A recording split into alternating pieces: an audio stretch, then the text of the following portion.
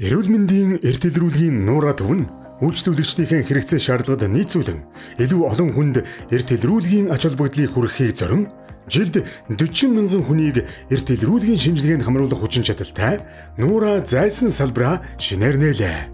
Ингэснээр нуура гэрэл үг, нуура зайсан төвүүд нь өдөрт 180, жилд 60 мянган хүнд үйлчлэгээ үзүүлэх хүчин чадалтай болсон бөгөөд Монгол хүний эрүүл мэндийн төлөө эрт илрүүлгийн чанар хүртээмжийг сайжруулах зорилгын дор эрүүл мэндийн салбарын 260 гаруй эмч мэргэжилтнүүд нэгдэн ажиллаж байна.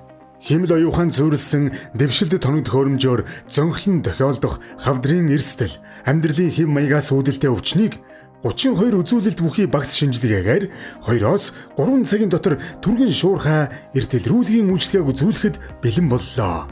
Эрт илрүүлж эрүүл амьдрий.